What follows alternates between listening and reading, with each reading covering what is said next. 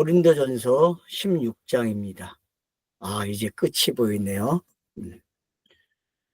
자, 1절을 읽고 시작하죠. 그러나 거룩한 자들을 위한 헌금에 대해서는 갈라디아 교회들에게 명한 것 같이 또한 그렇게 너희도 행하라. 그래서 이제 어떻게 했는지 아래에 나오죠. 2절에 안식일 첫날에 따라서 너희가 각자에게 만일 그분이 잘되게 하셔서 모아둔 것을 두어서 내가 갈 때에 그때 헌금을 데워지지 않도록 하게 함이라. 그러니까 자기가 갔을 때 헌금하지 말라고 이야기하고 있죠. 그러니까 안식 후 첫날 모일 때에 너네들이 그분이 모아주게 하신 걸 가지고 모아놔라. 그러니까 여러분, 이 헌금이라는 개념도 지금 우리가 교회에서 하고 있는 개념으로 읽으면 이거 못 읽습니다. 헌금을. 이거는 지금 15장과 연결해서 헌금을 생각하셔야 돼요. 헌금이 뭐냐라고 할 때에 헌금은요, 복음 전파의 결과물이에요. 복음 전파의. 그러니까 복음 전파의 열매라 이렇게 생각하시면 돼요. 헌금이 뭐다? 복음 전파의 열매라. 자, 그럼 교회에 다니는 사람들의 인식은 뭡니까? 헌금은 그냥 감사 헌금이죠. 그죠? 감사해서 복을 주셔서 내가 모은 일이 잘 돼서 뭔가가 내놓는 일이죠. 근데 이거하고는 다르죠. 이런 개념은 성경 읽기에서 가져오면 안 돼요. 이런 개념은. 그러니까 여러분들이 익숙하게 알고 있는 거 지금 성경이 말하는 헌금에다 갖다 놓고 읽으시면은 못 읽습니다. 이 헌금은 예수가 사도행전 1장에 보면은 너희는 구하라 그러죠. 성령을 구하라고 이야기하는 거. 성령을 구한 결과가 헌금이거든요. 성령이 나타나심의 결과가 뭐다? 헌금이다. 그래서 성도들이 에클레시아가 있는 곳에는 헌금이 있어요. 근데 그 헌금이 뭐냐라고 할 때에 필요를 채워주는 거예요. 어떤 필요?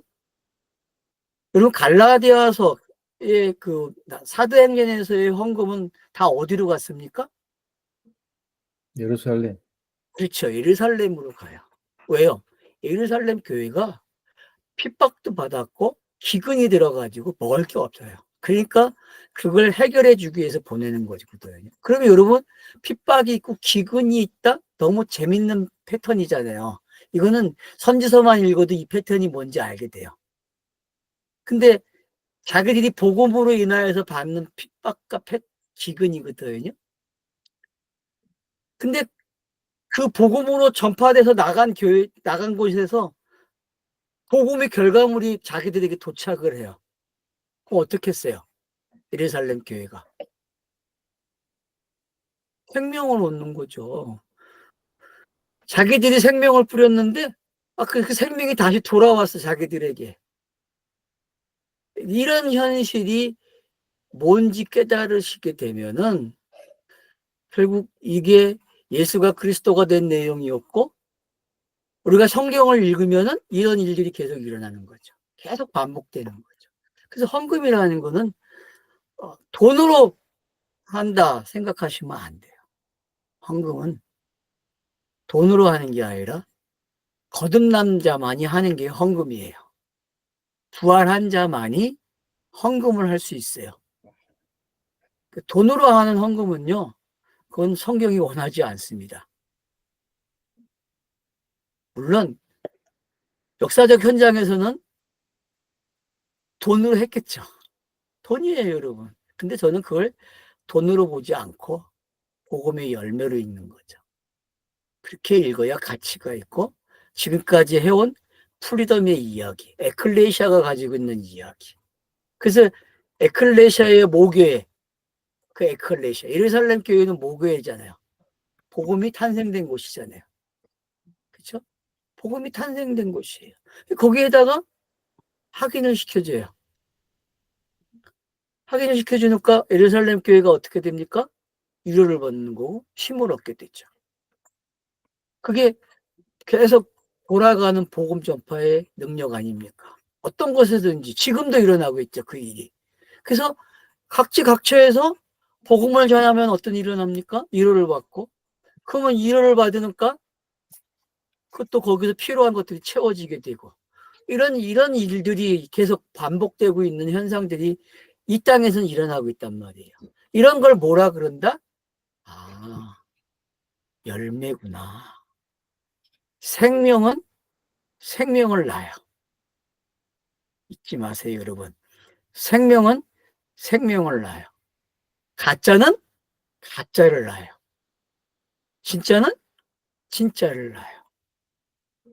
가짜로 시작해서 진짜가 됐다면은 여러분은 가짜인 사람들에게 진짜를 가르쳐 줄 수 있는, 복음을 말할 수 있는 사람이 된 거죠. 그래서 사도 바울이 사도행전에서 계속 전도 여행을 다닌 이유가 뭐예요? 생명을 가진 자였기 때문에. 생명의 소중함을 안 자죠. 왜? 그는 율법의 사람이었고 율법의 종이었고 율법으로 살아가는 사람이었어요. 율법 자체죠. 그 사람은 율법이에요. 그 사람은 율법인데 담에색 석상에서 만난 그 예수가 그를 바꿔놨어요. 바로 네가 가지고 있는 율법, 그게 나야. 나를 넘어가서 네가 이 이야기를 해야지 라고 해서 그는 그 이야기를 하기 시작하는 거예요. 그러니까 율법이 뭔지를 설명하는 사람이 된 거죠. 그러면 이걸 설명하기 위해서는 어떤 과정이 필요했어요? 공간복음서에서 역사가로 펼쳐진 이야기. 그게 뭡니까? 예수가 이 땅에서 어떻게 공생애를 보냈는지, 그리고 그가 무덤에 들어가고 부활함으로써 생산된 그 메시지, 그걸 율법인 그 사람이 어떻게 해요? 통과해서 그 사람이 뭐가 됐어요? 예수가 그리스도가 된 것처럼 사울이 바울이 되는 이야기로 넘어오는 거죠. 그래서 큰 자가 작은 자가 되는 거죠. 이런 패턴으로 넘어오는 성경 읽기가 저와 여러분이 누리는 신앙 생활이다라고 말씀을 드렸고, 전반부에서 오늘 이제 16장에서 이런 열매들을 계속 맺어야 되는구나. 이런 열매들을. 그러니까 에클레시아는 계속 어떻게 됩니까? 일어나고 있는 거죠. 그래서 세워져 가는 교회가 되는 거고 세워져 가는 성전이 되는 거죠. 이게 에클레시아의 모습이죠. 그래서 이 땅에서는 그 모습이 성도의 생활인 거예요.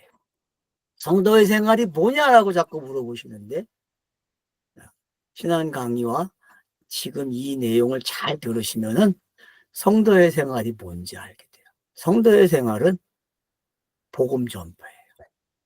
메시지를 정확하게 깨닫고 그 정확한 말을 토해 넣는 거죠. 그래서 죄가 뭐고 사망이 뭔지, 율법이 뭔지, 예수와 이것들이 어떤 관계를 갖고 있는지, 그리고 이걸 통과하게 되면 왜 그리스도로 나오는지, 그게 어떻게 은혜가 되고 믿음이 되는지, 이런 과정들을 걸치는 게 성경 읽기죠. 이게 알았다면은 이제 두려워하지 않고 계속 전진해 나가야 되겠죠. 그래서 너희 수고가 헛되지 않는다고 이야기해요. 너희 수고가. 바로 사도 바울은 고린도 교회에게 마지막 결론을 이렇게 하는 거예요. 거룩한 자들을 위한 헌금에 대해서. 거룩한 자들을 위한 헌금이에요, 여러분. 예루살렘 교회를 향해서 뭐라 그래? 거룩한 자들을 위한 헌금이래요. 거룩한 자들을 위한 헌금. 그렇죠. 그들은 거듭난 자들이고 부활한 자들이고 에클레시아이기 때문에 이렇게 이런 단어를 쓸 수 있는 거죠. 거룩이라는 단어를.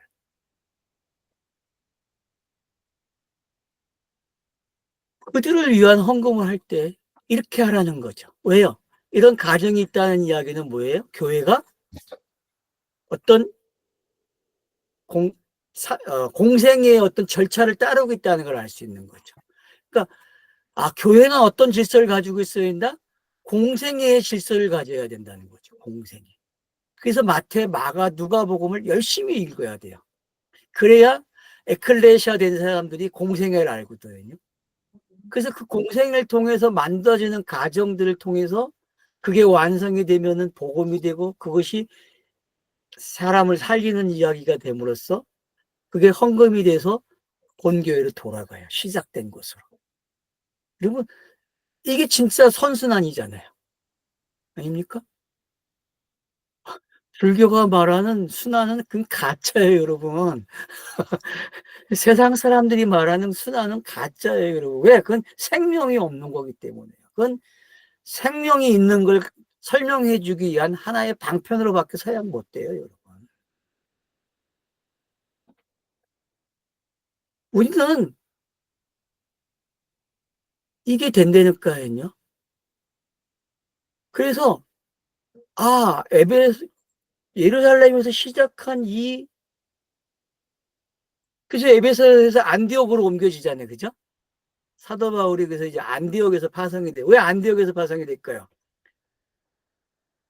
예루살렘은 그나마 어떤 모양체가 이방인과 들어맞기 안 맞거든. 역사적 상황이 있어요. 역사적 상황이 이방인에게 곧장 가기는 힘든 장소예요.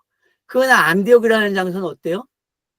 이 장소는 충분히 베드로도 알고 바나바도 아는 곳이에요. 그리고 거기에 이미 복음이 전파되고 있다는 걸 확인한 곳이고, 그래서 바나바와 바울이 거기서 교육을 시켰고, 그래서 시작된 교회예요. 그 교회가 선교지의 어떤 핵심이 됐고, 오늘날 에클레시아가 모여있는 공동체죠. 그 센터죠, 그죠? 그건 오늘날 뭐 예배당이라고 할 수 있는 거죠. 그런 곳에서 시작이 된 복음, 성전에서 시작된 복음, 에덴 동산에서 시작된 복음들이 이렇게 온 거죠, 그죠? 아브라함의 가정에서 시작된 복음들, 노아의 가정에서 시작된 복음들, 이런 복음들이 안디옥 교회에 모아지게 되고, 그 안디옥 교회에서 나가게 되는 거죠. 펼쳐나가요. 그 펼쳐나가면 계속 사도 바울이 강의하는 게 뭡니까? 예수는 그리스도다. 죽었다, 부하셨다. 들어보지 못한 이야기죠. 그래서 아덴에 가니까 사람들이 놀라요. 네가 전하는 복음, 이건 처음 듣는 이야기다. 어떻게 죽었다 살아날 수 있니? 이야기하는 거죠. 이게 복음이잖아요, 여러분. 그 사도행전의 단순한 이야기. 예수가 죽으셨다? 부활하셨다. 그러면은 지금 본인들 헌금을 하고 있는 당사자들이 어떻겠습니까? 죽었다? 살았다를 알기 때문에 헌금을 할 수 있는 거죠. 복음의 내용을 내놓는 열매가 되는 거죠. 그 내놓으니까 그게 예루살렘 교회에 도움이 되는 거죠. 모교회의 유로가 되고. 왜? 시작한 게 틀리지 않았다는 걸 알게 되는 거죠. 그러면 이 모교회의 모습은 창세기 아담과 같은 거죠. 아담이 만들어지고 인류의 역사가 시작된 그 이야기가 바로 이 예루살렘 교회와 뭐가 달라요? 똑같은 이야기잖아요. 그렇죠? 그러면 이 열매를 딱 갖다 놓으면은, 그래서 첫째 아담, 둘째 아담 그러는 게 성경이. 왜?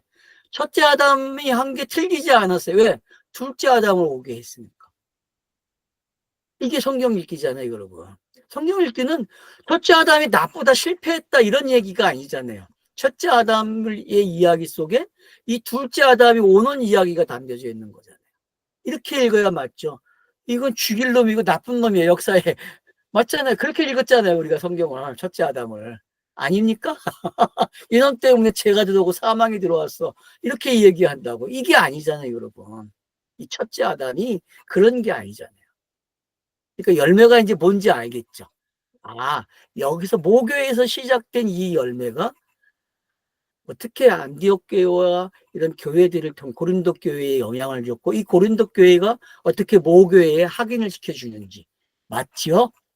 우리가 내놓은 열매, 이것 때문에 당신들이 이렇게 핍박받고 기근이 일어났잖아요. 그래서 그걸로 채워지는 거예요. 그러니까 어떻게 했어요? 풍요가 시작되겠죠. 이겨낼 수 있겠죠. 그죠? 견뎌낼 수 있는 힘이 생기잖아요. 이게 이 땅에서 에클레시아가 살아가는 이야기예요. 그럼 뭐 이 이야기를 세상 살아가는 이야기와 비교하면 똑같아요, 여러분. 별난 거 없어. 근데 진짜와 가짜가 구별된다니까요, 네, 여러분. 우리가 사는 이야기가 별난 거 없어요, 여러분, 이 세상에서. 그러니까 별난 척 하지 마세요, 여러분. 그냥 묵묵히 성경을 읽으시면서, 그리고 기회가 되면은 복음을 전하시면서 그렇게 사시면 되는 거예요. 그러면은 그 사람들이 열매를 가져야 내가 이렇게 됐다고, 감사하다고 확인시켜 주는 거죠. 이게 돌아가는 이야기잖아요. 이게 있기 때문에 세상이 지탱되고 있는 거예요. 악의 존재도 많고 이상한 일도 많이 일어나지만 이게 전파되는 것 때문에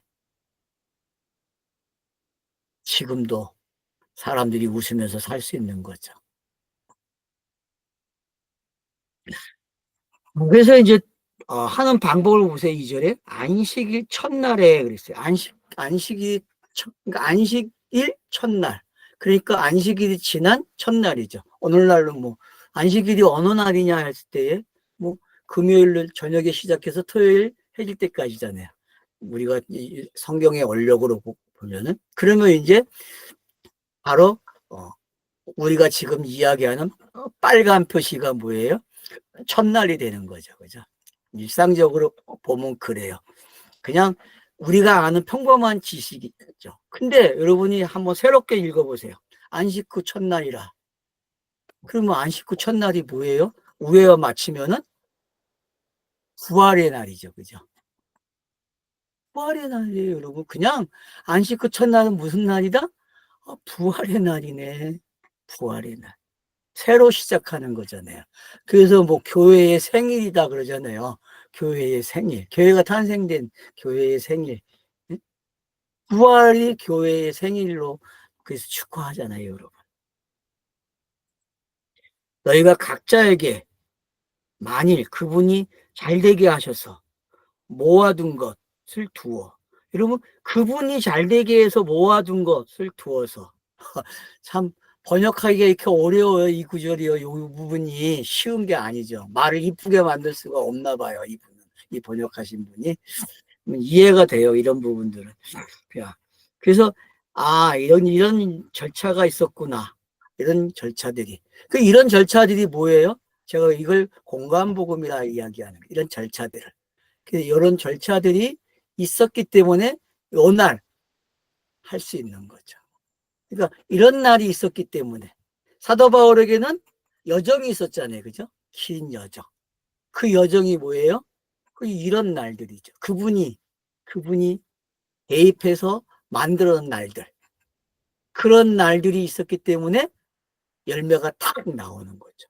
우리가 살아가는 이야기도 이와 같잖아요. 이렇게 모아지면은 열매가 딱 등장하잖아요. 그래서 내놓는 거죠. 아기가 잉태되고 아이가 태어나는 게 열매잖아요. 부부의 열매잖아요. 똑같아요, 여러분.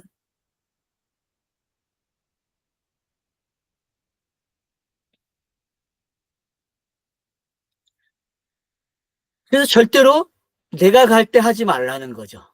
왜요? 자기가 갈 때 하면 안 좋잖아요. 저것들이 내 눈치 보고 하고 기분 없잖아요. 미리 해놔야지 기분 좋잖아요. 안 그래요? 그것도 자기가 쓰려고 하는 게 아니라 자기를 파송한 모교에다가 전달하는 건데, 복음이 시작된 그 모교에다가. 그래서 그러니까 이런 것들이 어떤 건지 여러분이 이해가 되시게 되면은 어떤 절차가 있고 어떤 규칙이 있구나. 그래서 성경을 읽을 때 이걸 잘 활용하라는 거예요. 그냥 무작위로 하는 게 아니라 이런 절도와 규범이 있는 게 성경을 읽기라는 것도 아시면 좋겠어요.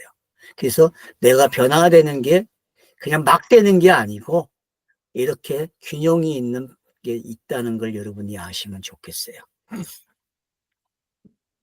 자, 3절에 그러나 내가 도착할 때마다 누구든지 너희는 인정을 받은 자들에게 예루살렘으로 너희 선물을 이 편지들을 통하여 내가 보낼 것이다. 그러니 여러분 이 선물과 이런 것들을 같이 한꺼번에 싹 보내줘. 예루살렘 교회. 그 예루살렘 그 어머니 교회가 어떻겠어요? 우리 자식들이 나에게 똑같은 아들을 낳았다고 선물을 주네. 이런 게 뭔지 여러분 아실 거 아니에요. 예? 예. 부부가 결혼을 해서 아들을 낳으면 그 자녀들이 또 결혼을 해서 아들을 또 자녀를 데리고 오게 되면 그 모습 보는 거하고 똑같죠. 그죠? 여러분 똑같지 않아요. 아브라함이 야곱이 자기 손주들을 태우고 오는 모습을 보면 어떻겠어요? 그게 뭔지 여기서 보면 다 여러분이 알게 되는 이야기잖아요. 그런 것들이. 그 절정판이 어디 있습니까? 예수가 그리스도가 되는 이야기 속에 이게 얼마나 기가 막히게 들어있는지 여러분이 확인을 하셔야 돼요. 하나하나 짝을 찾아가면서 이 이야기가 이 이야기지. 맞아. 이 이야기가 이 이야기. 이렇게 하시면서 성경을 읽으십시오. 그러면 여러분이 스스로 익어가는 열매가 되는 게 어떤 건지 깨닫게 될 것입니다.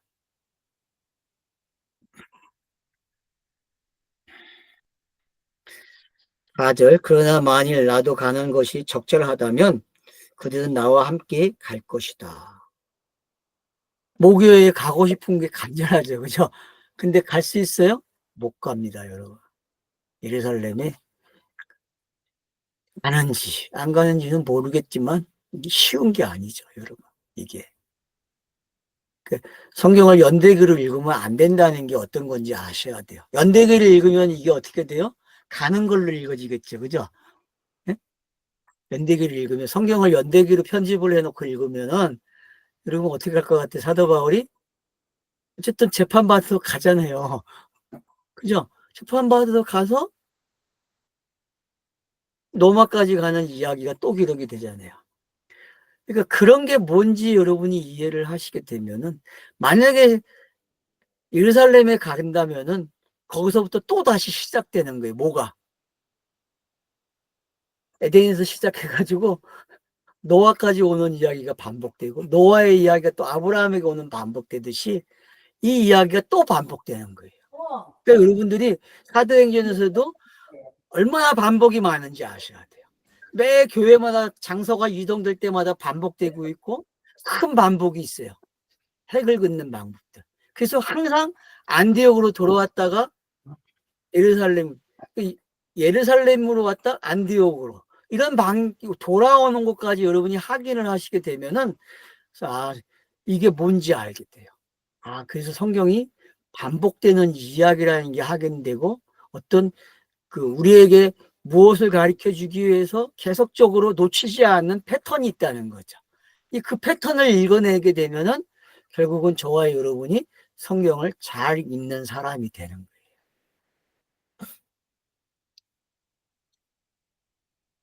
자, 그러나 내가 마게도냐를 통과하여 갈 때에 내가 너희와 함께 갈 것이다. 이는 마게도냐를 통과할 것이기 때문이다. 마게도냐를 이제 통과한다고 이야기하고 그러나 내가 아마도 너희와 함께 거하려고 하거나 겨울을 지내려고 하여 너희는 내가 가려고 하는 내 길을 보내주게 하려 함이라. 결국은 뭐예요? 내가 잘 갈 수 있도록 보내달라는 거죠. 그죠? 이 이야기는 다음 이야기도 있다는 거죠. 그게 이제 사도행전에 보게 되면은 노마로 가는 이야기죠. 그죠? 노마로 가는. 가이사를 만나기 위해서. 왜요? 복음의 절정판은 가이사를 만나야 되죠. 그죠? 예수가 빌라도를 만났듯이 누굴 만나야 돼요? 가이사를 만나야 돼요. 그러니까 여러분 땅끝이 어딘지 알겠죠? 땅끝은 빌라도를 만나야 되고요. 가이사를 만나야 돼요. 그게 땅끝이에요. 왜요? 그 땅끝을 넘어가야 예수의 인생이 끝나고 그리스도로 넘어가는 영의 세상이 열리기 때문에 그래요. 자유를 얻는 시간이죠. 자유를.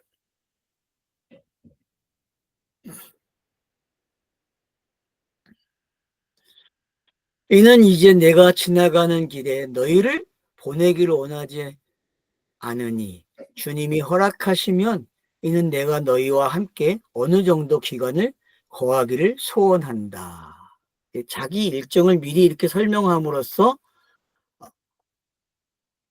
복음이 어떻게 펼쳐질 것인지 내다보고 있다는 걸 알 수 있죠. 그죠? 이게 우리의 삶의 이야기예요, 여러분. 저와 여러분도 성경을 읽게 되면 미래가 설계가 되죠. 그죠? 어떤 가정, 나에게 영향을 준 사람들, 이런 사람들과 내가 어떻게 공유를 하고 어떻게 이걸 나눔을 하고 그리고 또 이걸 더 생산적으로 어떻게 더 펼쳐나갈 것인지 이런 이야기들이 계획을 세운다는 거죠. 이거는 복음을 가진 자라면, 생명을 가진 자라면, 영이 된 자라면 당연히 할 일이죠. 왜? 이건 복음 전파의 우선이 된 이야기 때문에 그렇죠.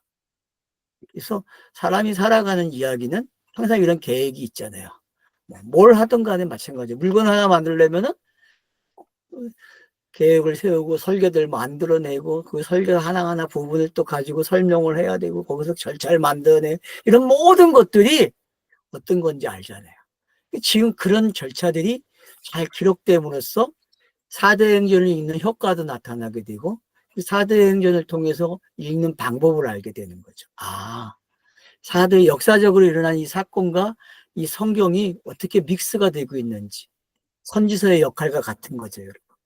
선지서는 어떻게 한 겁니까? 역사에 일어난 일인데 그 역사적 사건을 누구의 관점에서 해석해요? 하나님의 뜻이 이루어지는 관점으로 해석이 되는 게 선지서의 이야기잖아요. 역사. 그래서 역사서가 있고 선지서가 있잖아요. 열왕들의 이야기가 있고 그 열왕들의 이야기에 선지자가 잠깐 등장하다가 선지서가 시작이 돼요. 왜요? 배웠으니까 선지서가 뭔지 열왕들의 이야기 속에서 열왕들의 이야기 속에서 그가 잘하든 못하든 선지자가 나타나서 그것이 하나님의 뜻이라고 이렇게 해야 한다고 가르쳐 주잖아요. 이런 방향으로 가야 된다고 선지자가. 그러면은 그대로 가는 왕이 있고 그러다 안 가는 왕이 있잖아요. 그래서 선지서를 읽게 되면은 이 방법을 통해서 알아낸 거 가지고 선지서를 읽는 거예요. 그러니까 우리 성경책이 편집되어 있는 순서를 지금 설명해 드리는 거예요, 여러분. 더 앞선 이야기는 모세오경인데 그 모세오경의 이야기가 역사로 들어오죠, 그죠? 역사로. 왜요? 역사로 들어와야 돼요. 율법이라는 게 역사에서 녹아나서 그 사람들의 생활 이야기가 돼야 돼요, 율법이. 그리고 그 생활 이야기가 평범한 이야기가 결국은 삶이고 결국은 어떤 규범을 만들어내고 질서가 된 거죠. 사회를 유지하는 질서가 된 거죠. 똑같아요. 이 세상이 온 모든 가정이 그런 가정이었거든요. 그러면 성경 읽기 왜 그런 가정의 절차를 사용했을까요? 인지할 수 있도록 하는 거거든요. 우리가 인지할 수 있는 방법이 우리는 한계점이 있기 때문에 한계를 벗어난 이야기를 담아놓으면 인지를 못해요. 성경을요. 근데 성경책은 우리의 역사 이야기이기 때문에 일어날 수 있는 이야기이기 때문에 누구나 읽으면 흥미있게 읽을 수 있어요. 그게 다가갈 수 있는 방법이죠. 그렇게 배를 한 거죠. 성경이. 그래서 배를 해주니까 율법이라는 게 어렵잖아요. 모세오경이 여러분 쉬운 책이 아니에요. 그래서 역사로 들어오니까 역사 속에 그 율법의 이야기들이 녹아 있어요. 그리고 핵심이 뭔지 점점 좁혀지고 있어요. 그리고 역사 이야기 속에 선지자들이 들어오면서 역사를 해석을 해줘요. 너네들이 경험하는 이 역사는 이렇게 읽어야 돼라고 가르쳐줘요. 그러니까 이제 선지서로 넘어오죠. 선지서로 넘어오니까 어때요? 이 이야기는 메시아 이야기야 그냥 가버려요. 맞죠? 결국은 모세오경도 역사도 다 무슨 이야기다? 메시아 이야기다라고 오는 거예요. 메시아 이야기다. 그러니까는 신약 성경들이 어떡합니까? 공관복음서가 그래 이 메시아가 왔지 인자로 설명하는 거예요. 그래서 아브라함과 다윗으로 시작을 하는 거예요. 마태복음 1장 1절이. 그렇게 해서 쫙 넘어오죠. 그죠? 그래서 마가 누가를 통해서 공관복음서가 율법이 뭐고 율법이 왜 예수가 담아져야 할 그릇이 되는지 알게 되는 거죠. 아, 율법은 결국 예수구나. 역사도 예수고 선지자도 예수네. 그게 예수의 이야기를 담아 놓은 거예요. 율법은 그리스도로 와야 되잖아요. 근데 인자를 통하지 않고는 그리스도로 못 온단 말이에요. 율법 스스로는요. 그리스도로 가야 된다는 이야기는 할 수 있어요. 근데 스스로 못 가니까 인자가 와서 통과시켜줘요. 6이라는 시간을 통해서 통과시켜주게 되면은 그리스도로 나오는 이야기가 되는 거죠. 이 이야기를 전파하기 위해서 구약과 공간복음서를 전파하기 위해서 사도행전이 생기는 거죠. 사도행전은 이 이야기들을 통과한 이야기 결과물을 가지고 열매를 계속 내놓는 이야기죠. 그래서 제가 오늘 16장을 열매라고 하는 거예요. 내놓는 이야기다. 사도행전과 서신서들은 짝이에요, 여러분. 같이 읽어줘야 돼요. 같이. 그러면은 서신서 읽는 방법도 배우게 되고 사도행전을 읽는 방법을 배우게 되는 거죠. 아, 계속 어떤 결과물이 나오고 있구나. 그게 예수가 그리스도가 된 이야기를 이렇게 펼쳐지니까 이런 결과물이 계속 생산이 되는구나. 이게 영의 이야기구나. 그래서 확인하게 되고 확신하게 되는 거죠. 성경 읽기는 이런 과정을 걸치니까 자신이 뭐가 된 걸 알아요?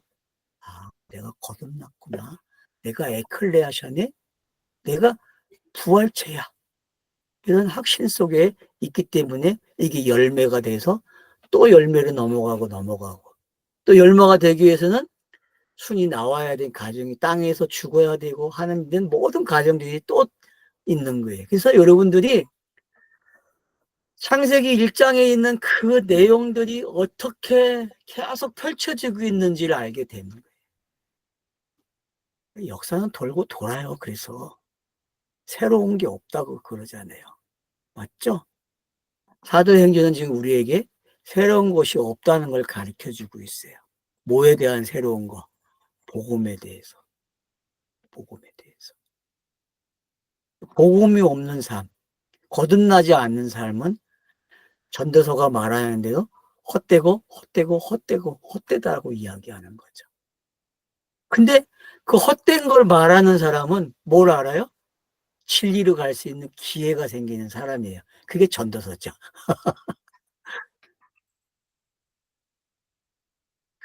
그러니까 이 세상에서 버릴 게 하나도 없다니까요, 여러분. 성경이 있는데 다 도움이 되는 것들이에요. 그래서 여러분 열심히 사세요. 충실. 그러면은 좋은 결과들이 옵니다. 그래서 사도 바울이 지금 그 여정을 계속 설명하고 있는 거예요. 순환. 좀 이해가 되시죠? 그죠?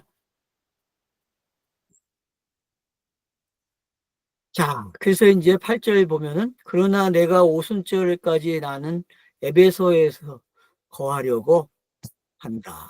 자, 오순절까지 어디게 한대요? 그래서 에베소서에 사도 바울이 거하는 게 모습이 길게 기록이 돼요. 사도행전에 보면. 그죠? 여러분? 그러고 나서 이제 예루살렘으로 가게 되는 이야기가 시작이 되는 거죠. 그런 걸 여러분들이 좀 기억을 하실 수 있으면 좋죠. 자, 이는 내게는 많고 효율적으로 인 문이 열렸으나 그러나 많은 대적자들도 있더라. 맞죠? 지금 대적자들이 사도 바울을 어떡합니까? 잡아가려고 하는 상황이잖아요. 그러니까 여러분 옥중서신이 왜 있는지 알겠죠? 사도 바울 서신에는 옥중서신이 있단 말이에요. 옥중서신이 뭡니까 여러분? 네? 부활을 했는데 몸을 가지고 있어. 거듭났는데. 그러면 뭐예요? 그게 옥이잖아요. 옥. 영이 갇혀 있는 걸 그렇게 표현한 거예요, 여러분. 옥중서신을 그렇게 읽어보세요. 알겠죠? 네? 복음을 가진 사람이 육안에 사는 시간, 성도의 삶을 사는 삶, 네? 에클레시아에서 이 땅에 남아있는 시간을 옥중서신이라고 그러는 거예요, 여러분. 그래서 옥중서신이 시작됨을 알려주고 있죠. 그죠? 이 내용이. 네? 많은 적들이 지금 나를, 그래서 사도행전 읽게 되면은 그 적이 나오잖아요. 율법을 숭배하고 하는 사람들. 40명의 사람이 금식하면서 사도 바울을 죽이기까지 그 금식하면서 쫓아다니는 사람들이 있잖아요. 로마까지 쫓아오잖아요. 그런 게 뭔지. 근데 그거는 공과복음서에도 있던 이야기고 다 있던 이야기예요. 어디서나. 어느 성경에나 여러분들이 그런 역할을 하는 자들이 누군지. 그래서 나쁘게 읽지 마시고 성경을 이루어지게 하는 역할을 하는 차사적 부분을 맡은 사람들로 이해를 하시면 되겠죠. 성경 읽기에서도. 네. 오늘 여기까지 하면 맞겠네요. 여기까지 하고 다음 주에 이제 마치겠습니다. 고린도전서를. 어때요? 뭐 그렇게 어렵지 않죠. 앞에서 공부를 잘 해놨기 때문에. 여러분이 1장에서 15장까지 공부 잘하는 분들은 이 이야기를 지금 잘 읽어낼 수 있어요. 헌금이 왜 슬그머니 사도 바울의 그 복음 전하는 여행, 가이사를 만나러 가는 이야기를 싹 바뀌고 있는지 알겠죠? 눈치챘죠, 이제? 예? 헌금이 뭔지. 그래서 헌금이라는 거는 복음의 결과물이다라고 읽으셔야 돼요. 예, 감사합니다. 수고하셨습니다.